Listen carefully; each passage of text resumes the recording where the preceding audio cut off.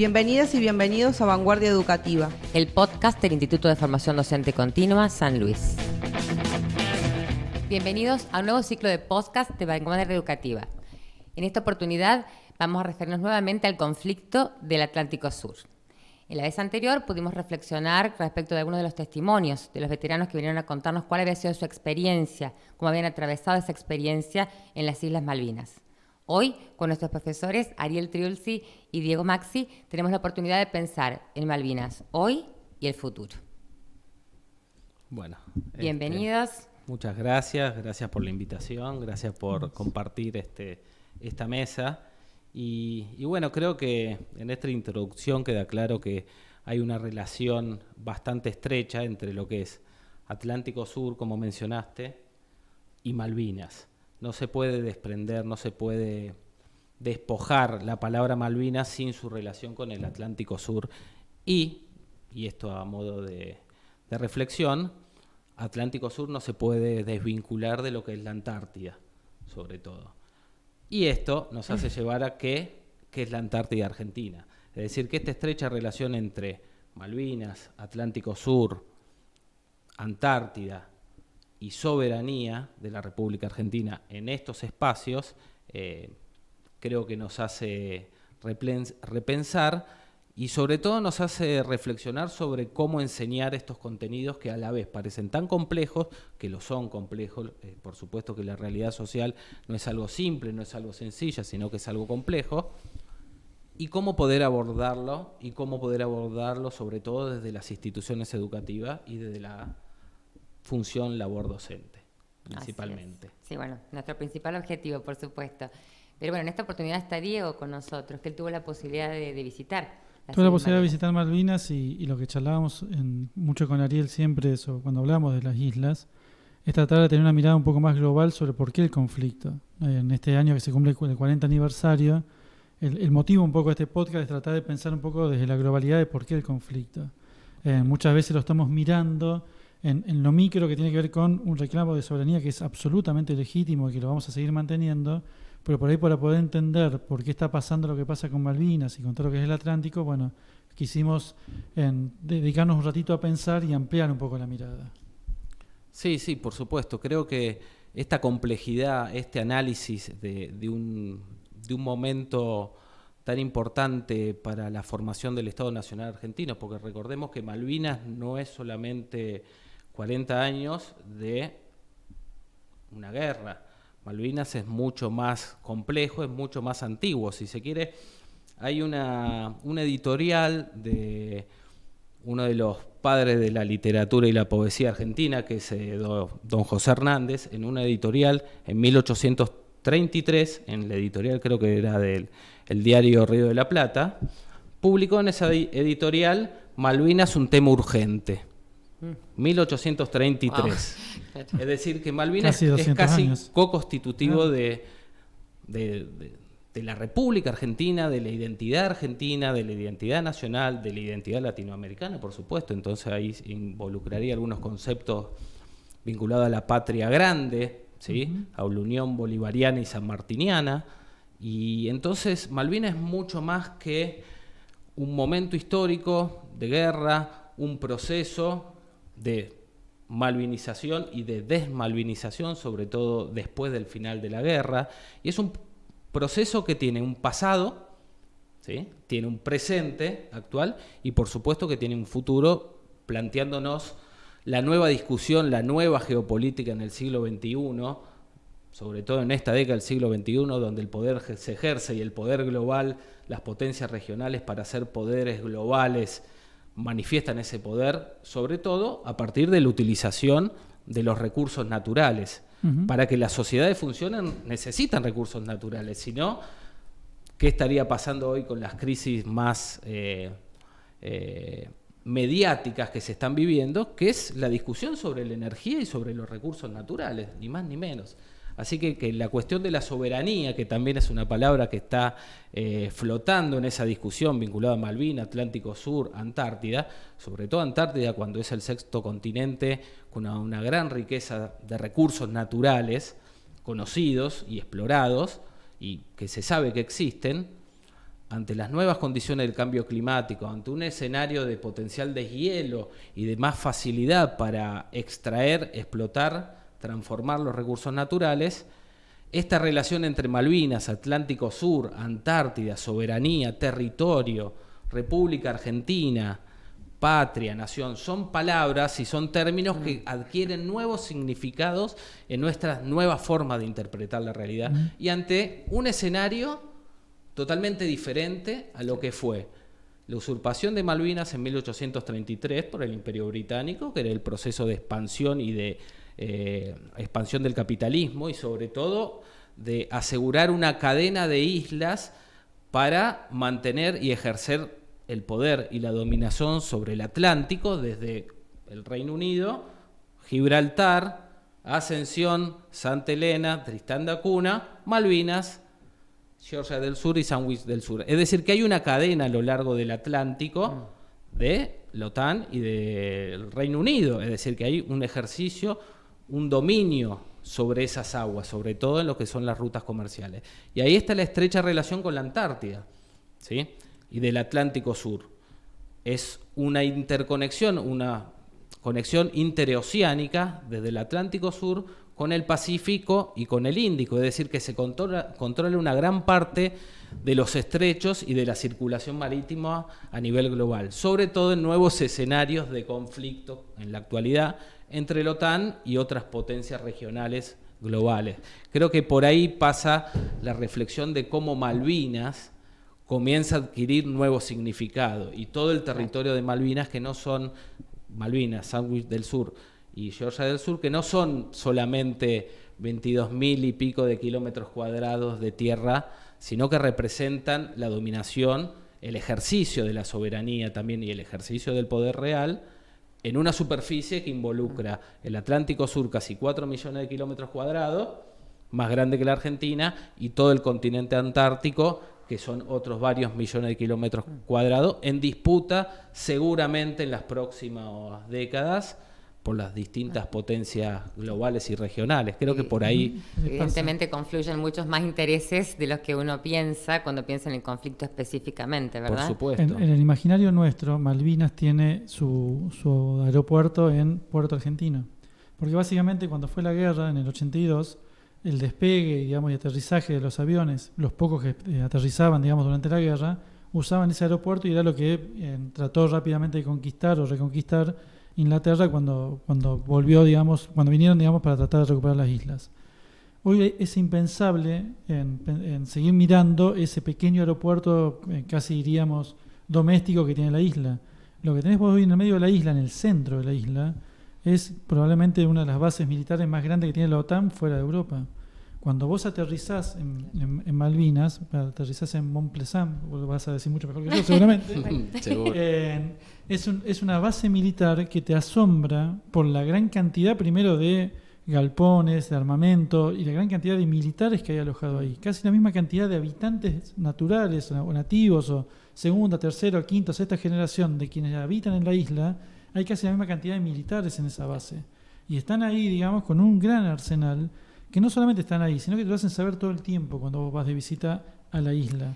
Esa es un poco la pregunta que te iba a hacer. O sea, ¿cuál fue tu experiencia? ¿Cómo viviste el ir hace pocos años y estar pisando ese suelo de Malvinas, verdad? Que por ahí nosotros lo miramos con cierta nostalgia, o cierta representación romántica y seguramente no lo es. O sea, ¿qué te pasó al llegar ahí? No, lo que te pasa es que te confluyen todas las emociones. O sea, no, es imposible que... No. Primero, digamos, la sensación racional de decir esto va a ser muy complicado recuperarlo, cuando vos ves todo ese armamento militar desplegado ahí y con ninguna intención diplomática de parte de los ingleses, ni tan siquiera de los isleños, digamos, de que eso vuelva a territorio argentino. Y por otro lado, la sensación esa de que cuando vos vas caminando, por ejemplo, en lo que es la cercanía del viejo aeropuerto de Puerto Argentino, vos te cruzás con muchísimo pertrecho en el campo. Pertrecho que dice Fuerza Aérea Argentina o Ejército Argentino. Te encontrás, yo recuerdo una imagen de una bota destrozada con una estaca o algo que seguramente era de un soldado nuestro, digamos. Vos todo eso lo vas viendo y lo vas sintiendo todo el tiempo. Y también, o por ejemplo en el Monte Dos Hermanos, donde ves, digamos, los helicópteros que cayeron, que salvaron milagrosamente la vida, y vos ves todos digamos, los desechos de esos helicópteros. Pero algo que también te llama poderosamente la atención que a cada lugar que vos visitas, ellos te hacen un recorrido aéreo para recordarte que ellos están ahí. Digo, yo recuerdo cuando estábamos en Cementerio de Darwin, que estábamos sentados ahí terminando la visita y tratando de estar un poco con una sensación de mucho recogimiento, porque en ese momento todavía no estaban identificados los soldados. En ese momento nos pasó, sobrevolando muy bajo, y cuando digo muy bajo era realmente muy bajo, un avión militar de los ingleses que nos dio 2 vueltas por arriba del cementerio, que no había otro motivo que recordarnos que ellos están ahí, o cuando te pasaban con los helicópteros muy cerquita, o cuando te cruzaban, en cualquier lugar te cruzaba una patrulla militar para siempre recordarte que ellos estaban ahí, ni hablar lo que es cuando aterrizás y te vas, digamos, el check-in y el check-out, que siempre uno llama en los aeropuertos, esto que te hacen abrir hasta las medias para ver si tenés algo ahí adentro, cuando vos normalmente no se lleva más que mugre. Claro. Toda la ropa sucia. Claro. Bueno, es eso. está bien. Claro, esa es toda una experiencia, ¿verdad? Es toda una experiencia, pero es esto pensar, me parece que es ahí cuando vos empezás a entender esto que está marcando muy bien Ariel. No es solamente esos miles de kilómetros cuadrados de tierra, es la tierra y lo que está en el mar, es la tierra y lo que significa esa tierra del paso a lo que es la Antártida. Cuando vos, Malvinas no tiene noche. Y vos dirás, ¿pero qué? ¿Salen todos de fiesta? No, son a dormir muy temprano, son gente muy inglesa en ese sentido. Digo, no tiene noche porque vos ves, cuando cae el sol, vos lo que ves es un eterno resplandor de todos los barcos que están ahí en el mar, argentino diríamos nosotros, pero es zona de exclusión, que están depredando, digamos, ese mar. Y vos lo que ves, como se ven ahora en las fotos, es como que están todas las montañas iluminadas, como si fuera de día, como si estuviera por amanecer. Y esas son fotos de las 11, 12, 2 de la mañana, que no tienen nada que ver con un amanecer. El amanecer era mucho más tarde, digamos. Explotando, básicamente. Gente explotando, digamos, nuestro mar. Bueno, con el tema de los recursos ictícolas, que tampoco es que esos recursos se procesan en territorio continental, sino que van directamente, apropiación, transformación durante y venta y consumo en Europa, sobre todo en el Reino Unido. Ahí también hay una cuestión de soberanía sobre los recursos naturales, recursos que son no solamente argentinos, sino también latinoamericanos. Y ahí está la cuestión de cuando uno ve los mapas del Atlántico. Y también hay otra cosa que se plantea, es los recursos hidrocarburíferos. Los recursos hidrocarburíferos que existen en la gran cuenca de Malvinas, que retomando un poco la necesidad de las sociedades de utilizar los recursos de manera sostenible y sustentable para beneficio de las futuras generaciones, eso también va a ser algo a discutir, a cuestionar y a resolver en las futuras épocas, y sobre todo lo van a tener que resolver las futuras generaciones y los futuros ciudadanos argentinos, porque se plantea que la cuenca de Malvinas ya la están llamando como el Golfo Pérsico Austral, es decir, haciendo esa comparación con Oriente Medio y la riqueza de petróleo de Oriente Medio, hace pensar que la cuenca de Malvinas puede llegar a ser mayor o por lo menos de la misma cantidad de recursos naturales, sin comentar lo que sería la puerta de entrada a la Antártida, al sexto continente, que en el 2041, a más tardar en el 2050, se estará discutiendo seguramente la soberanía sobre esos nuevos territorios, porque el Tratado Antártico va a vencer y no hay muchas evidencias, no hay muchos indicadores que digan que el Tratado Antártico se va a renovar, sino que va a ser disputado, repartido territorialmente, va a ser repartido, lo cual incluye sus recursos naturales, entre distintos estados. Eso también puede ser un escenario de conflicto global en el futuro, como muy posiblemente pueda llegar a ser en el Ártico también. En el Antártico tiene que estar analizando el contexto diferente y tomando en cuenta que es mucho más particular el continente antártico. ¿Quién sabe si en las próximas décadas no hay un escenario de conflicto, de confragación entre dos mundos, quizá el oriental y el occidental, sobre los recursos antárticos? Y entonces ahí la soberanía, el mapa de cada uno, de cada país que se representa su territorio de determinada manera según distintos intereses. Habrá el mapa del Reino Unido, incluye las Malvinas, incluye parte del territorio antártico argentino y el territorio antártico chileno, es decir, que ya hay un potencial escenario de conflictos. Esperemos que se resuelva de la mejor manera y manteniendo el Atlántico Sur como una zona libre de armas nucleares y por lo menos que tienda a la negociación, a la paz, lo cual es bastante difícil verlo en la actualidad. Estamos pensando que se va a plantear la discusión y mientras tanto ya los recursos están siendo explotados, o sea, medio atemporal, ¿verdad? No, y no solo eso, sino que vos pensar en un sistema de postas para vos poder llegar a algún lugar. Pensá cómo eran las postas en el siglo XIX, donde las postas se cuidaban porque era el lugar donde vos tenías que llegar y tenés que poder continuar tu viaje y ahí tenías las provisiones que necesitabas. Malvinas tiene un doble juego. Por un lado, como un lugar con muchísimos recursos para que pueda explotar hoy por hoy el Reino Unido, digamos, y aprovisionarse desde ahí. Y también como un lugar de posta, el más cercano que tiene el Reino Unido con lo que es la Antártida. Entonces, por eso te digo que cuando vos llegás a la isla, hay una doble... los sentimientos se te cruzan, porque cuando vos jugás con la racionalidad, sentís que no hay interés diplomático de parte del Reino Unido, digamos, de reconocer la soberanía, ni de sentarse a hablar, es verdad, exactamente, ni de eso, ni acatar, digamos, ni una resolución de la ONU. Entonces, cuando vos ya ves eso y la cercanía que hay con la Antártida, vos decís, bueno, acá hay un escenario de conflicto, que como dice Ariel, ojalá se resuelva de la mejor manera posible, pero el escenario de conflicto está, que ese es el problema que tenés.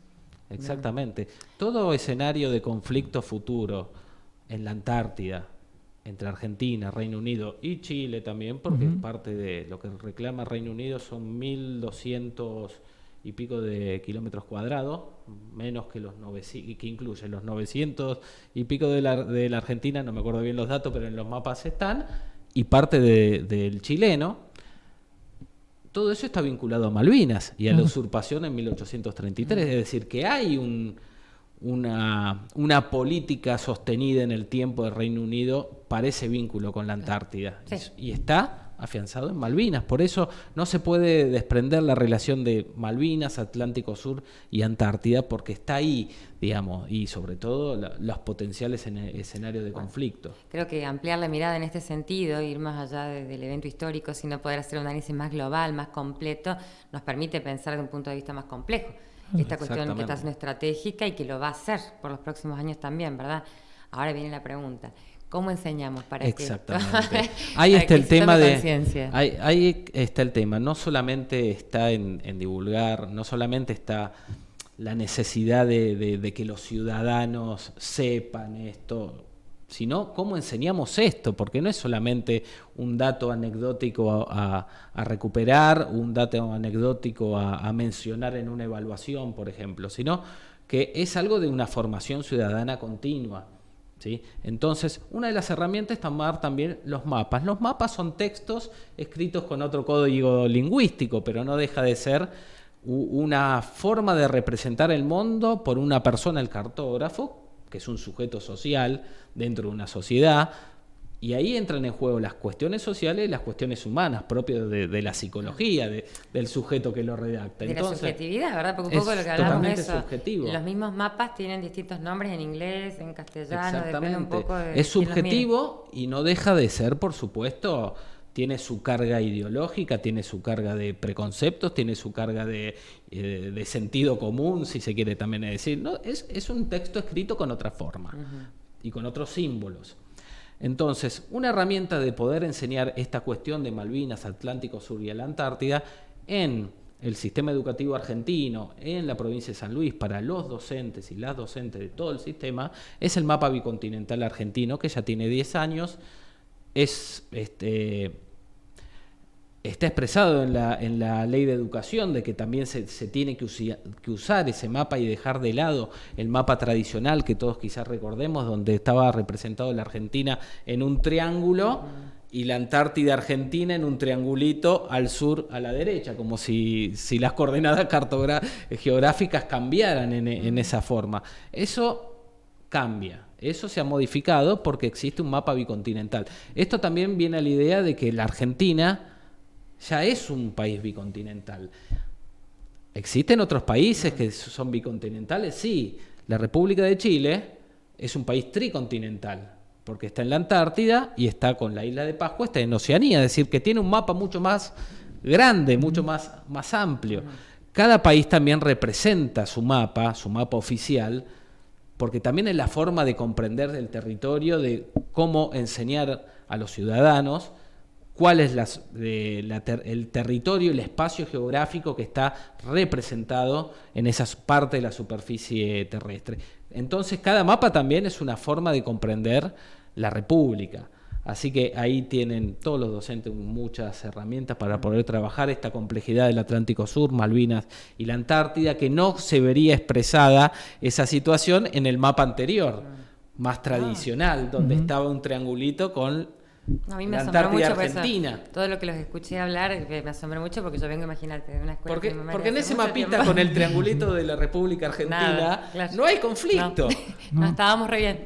No hay conflicto, no hay escenario de conflicto, las Malvinas acá, la Antártida por ahí. Bien. Imaginémonos un niño, una niña, infantes, adolescentes, jóvenes, viendo ese mapa, esa cartografía, ese texto escrito de otra forma. No hay escenario de conflicto, claro, no lo se pueden represento, no lo generar tomo las en cuenta. discusiones o análisis más complejos de los que estamos hablando. El centro Bien. de la República Argentina era la Pampa Húmeda. Cuando se toma el mapa bicontinental, que lo van a ver ahí en las imágenes, el centro de la República Argentina es Tierra del Fuego. Ya cambió. Claro. Es decir, que la Argentina se amplió su superficie.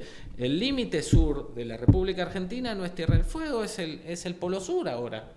Entonces, ese ejercicio de soberanía que Bien. no es solamente a partir del mapa, el mapa es una herramienta, sino a partir de la conciencia ciudadana, a partir de la formación del ser nacional, de que estamos acá, argentinos y argentinas son parte de esta patria, ¿sí? Que son conceptos que siempre parecen volver. Este es el mapa. La Argentina no se termina solamente en el pasaje de Drake, que ya tiene un nombre inglés, sino que se termina en el Polo Sur. Eso se incorpora una gran cantidad de superficies, incorporamos sobre todo el Atlántico Sur y toda la plataforma continental que permite unir la cordillera de los Andes y la cordillera antártica, lo que se llama la Antartandes, que hay una unión geológica, es decir, por eso hay una continuidad entre el territorio argentino y chileno y el territorio antártico, sobre todo en la península antártica. Ahí está la relación. Ahí está la relación entre Malvinas, la importancia del Atlántico Sur y de reconocer que la Argentina es un país marítimo. Bien. Si analizamos esa superficie, ese mapa, la República Argentina es más grande el espacio marítimo que el espacio continental. Y sobre todo si nos centramos sobre todo en la Pampa Húmeda, ¿sí? Y dejando de lado esos conceptos de periferia. No es un dato menor lo que está marcando Ariel, porque desde lo simbólico vos construís un montón de ideas, digamos, y de aprendizaje. Y más ahora donde nuestros estudiantes, según la edad que tengan cada uno de ellos, desde la imagen van construyendo un montón de conocimiento. Y el mapa no es un dato menor. Si nosotros seguimos planteándonos que traslademos la capital al centro del país y hablamos siempre de localidades que están muy cerca de San Luis, incluso San Luis, vos te ponés a pensar si alguien dijera llevémoslo a Río Gallegos o a Ushuaia, todos lo miraríamos como diciendo acá hay alguien que está confundido y en realidad el centro del país está por ahí. Claro. Entonces, y esto que dice que nosotros tenemos mucho más en superficie marítima que terrestre, nosotros nos imaginamos un país solamente productor de cuestiones que tienen que ver con tierra, no con totalmente. agua. Pensaba en eso, los recursos Y que no tiene mucho que asumimos ver, como propios. tiene mucho que ver también cómo nos fuimos educando a través de generación en generación. Bueno, es ahí donde tenemos que hacer un poco de clic y empezar a pensar desde lo simbólico, desde el mapa, desde ciertas imágenes que te representan, bueno, cómo se tiene que dar el cambio, porque si no va a ser muy difícil defender esto que hoy estamos planteando que hay que defender en el futuro, si no creamos, digamos, procesos de aprendizaje que conlleven a tomar conciencia sobre eso. Sí, yo creo que hay dos cosas acá centrales. En el aprendizaje, la emoción. Uh-huh. Malvinas siempre despierta emociones, para todos y para todas, en todas las edades sobre todo. Y eso hay que tomarlo en cuenta porque no se puede entender Malvinas sin la emoción. Y el mapa también representa una emoción, ¿sí? Implícita, cómo nos representamos un territorio nuestro y comunitario. Entonces, ahí también hay una forma de incorporar la emoción. Es decir, no es que hay una forma, se incorpora sola la emoción en la subjetividad de cada estudiante. Ahí está la otra cuestión. Y creo que otro concepto que está todavía expresado hasta Naciones Unidas, que está planteando la descolonización. Siempre vuelve ese concepto de descolonización. Y Malvinas sigue siendo un territorio que está sujeto a discusión, sobre todo para sentarse a negociar la soberanía. Y si es la puerta de entrada a la Antártida y en esta discusión el Reino Unido no se sienta, mucho menos se va a sentar cuando sea el momento de discutir la Antártida. El poder se ejerce en ese sentido, es real, no se transfiere de un lugar a otro. Que existe una base militar, quizá la más grande de la OTAN, eso también te está diciendo en los hechos qué es lo que va a pasar. Entonces la discusión está cómo formar ciudadanía, cómo enseñar en nuestras instituciones educativas, cómo ofrecer a los docentes y a los estudiantes, los profesorados, herramientas para enseñar un tema tan complejo que trasciende Malvinas, Atlántico Sur, Antártida, trasciende lo emocional, trasciende lo familiar, porque también hay cuestiones que se cruzan en el medio. Es considerar que los estudiantes salen de un lado a otro, se ponen un gorrito de otra materia, se ponen un gorrito de otra cosa y no son parte de la sociedad que vive cotidianamente. Entonces, esto también entra en juego cuando se toma la decisión del ¿para qué enseñar Malvinas? Bien. No solamente como una simple efeméride, un recordatorio a los héroes. No, creo que no es solamente eso, que lo son, y que son la parte fundamental de recuperar esos testimonios, la palabra de los testimonios de todos los veteranos. Hay muchas más cosas que trascienden con Malvinas y con todo lo que está en juego y lo que va a seguir estando en juego para las próximas generaciones. Así que creo que eso es central para que aquellos que vayan a enseñar y aquellos que vayan a aprender tengan las mejores herramientas para comprender Malvinas desde su complejidad y desde sus múltiples dimensiones de poder ser analizado y abordado. Acá solamente trabajamos algunas, acercándonos. Para cerrar un poquito esta partecita, porque siempre el tema queda abierto y es para profundizar. Retomando las emociones, ¿qué fue lo que más te impactó de llegar a la isla?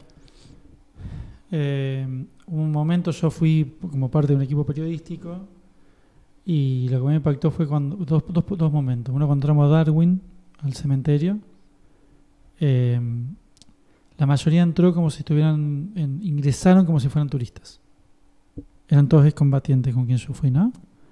Iban recorriendo las tumbas como si fueran turistas, hasta que empezaron a encontrarse con sus compañeros.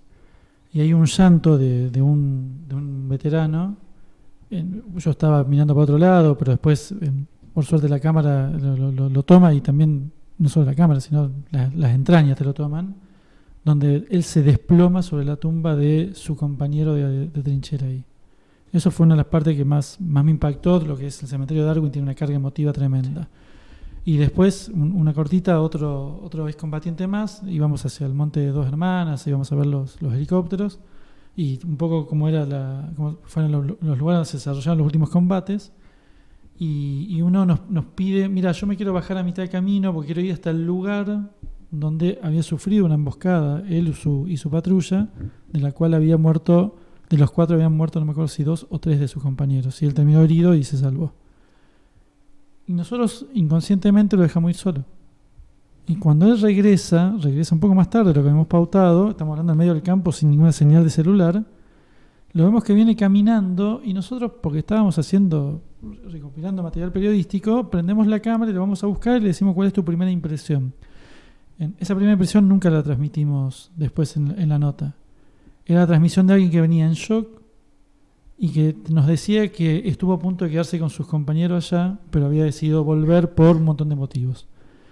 Ahí esas dos cosas me marcaron el viaje, digamos, de una forma muy fuerte, digamos, que tiene que ver con las emociones. Exacto. Básicamente. Exacto. Bueno, agradecerles nada más.